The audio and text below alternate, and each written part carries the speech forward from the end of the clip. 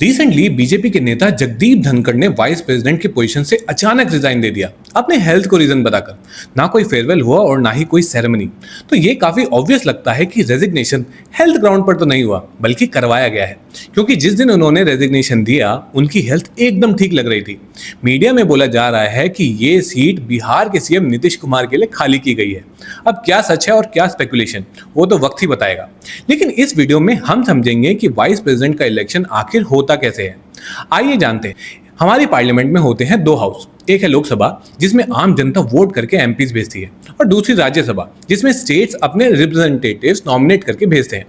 Vice president का काम directly Rajya Sabha से कनेक्टेड होता है, क्योंकि वो है ex officio chairman of Rajya Sabha.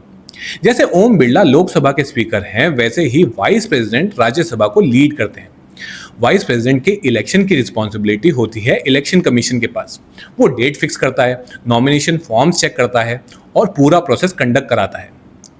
कोई भी इंडियन सिटीजन वाइस प्रेसिडेंट का इलेक्शन लड़ सकता है अगर उसकी एज 35 ईयर्स या उससे ज्यादा हो।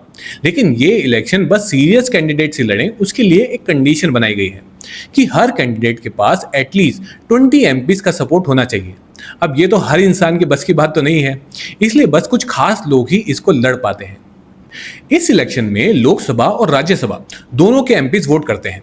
आप सोच रहे होंगे कि जब वाइस प्रेसिडेंट का काम सिर्फ राज्यसभा से है तो लोकसभा के एमपीज वोट क्यों करते हैं। इसका रीजन ये है कि रूलिंग पार्टी के पास राज्यसभा में मेजॉरिटी हो ये जरूरी नहीं होता। अगर सिर्फ राज्यसभा वोट करे तो वाइस प्रेसिडेंट ऑपोजिशन का पपेट भी बन सकता है। इसलिए दोनों हाउसेस मिलकर वोट करते हैं ताकि रूलिंग पार्टी को भी फेयर चांस मिले।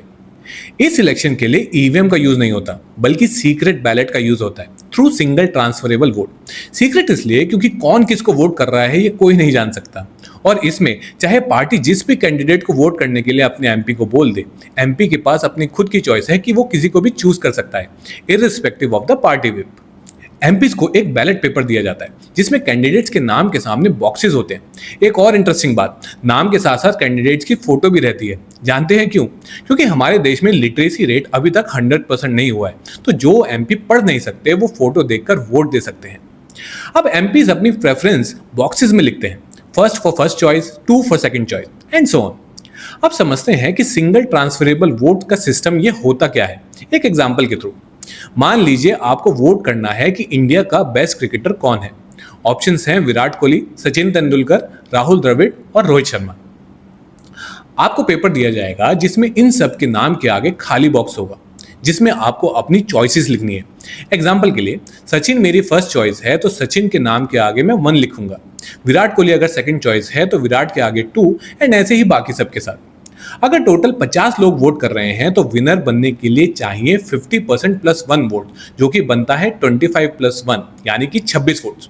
राउंड 1 होता है और उसका रिजल्ट ये है कि सचिन को 22 वोट्स मिले हैं, विराट को 18, रोहित को 6 और द्रविड़ को 4 वोट्स मिले हैं। सबसे कम वोट वाले यानी द्रविड़ एलिमिनेट हो जाएंगे। उनके वोटर्स की सेकंड प्रेफरेंस देखी जाएगी, क्योंकि फर्स्ट प्रेफरेंस तो वो खुद थे और एलिमिनेट हो चुके हैं। लेट्स से उनके वोटर्स में 2 लोगों के लिए सचिन सेकंड प्रेफरेंस है, एक के लिए विराट और एक के लिए रोहित। तो अब ये वोट्स पिछली काउंटिंग में ऐड हो जाएगा और नया काउंट बनेगा सचिन 24, विराट 19 और रोहित 7। लेकिन अब भी किसी के पास 26 वोट्स नहीं हुए, तो मतलब कि नेक्स्ट राउंड में जाना पड़ेगा।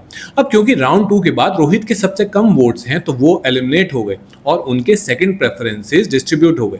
मान लीजिए 4 वोट सचिन को और 3 वोट्स विराट को गए। तो अब फाइनल टैली बनती है कि सचिन के पास है 28 वोट्स और विराट के पास 22 वोट्स। अब क्योंकि सचिन के पास 26 प्लस वोट्स मिल गए हैं तो वो बन गए हैं विनर। बिल्कुल ऐसे ही वाइस प्रेसिडेंट का इलेक्शन भी होता है।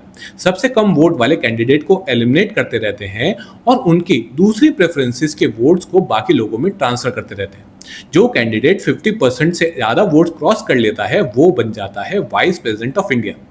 आज की डेट में वाइस प्रेसिडेंट वही होगा जिसको मोदी जी सपोर्ट करेंगे। क्यों? क्योंकि बीजेपी के पास लोकसभा में स्ट्रांग मेजॉरिटी है और राज्यसभा में भी नंबर्स काफी हैं। नाम का अनाउंसमेंट बस कुछ ही दिनों में हो जाएगा। तब तक बस वेट करिए और स्पेकुलेट करिए कि कौन बनने वाला है नेक्स्ट वाइस प्रेसिडेंट। तो दोस्तों, ये था वाइस प्रेसिडेंट के इलेक्शन का कंप्लीट प्रोसेस। आपको ये वीडियो कैसा लगा कमेंट में बताइएगा। अगर आप प्रेसिडेंट के इलेक्शन प्रोसेस का वीडियो भी चाहते हो तो नीचे कमेंट में लिखो प्रेसिडेंट।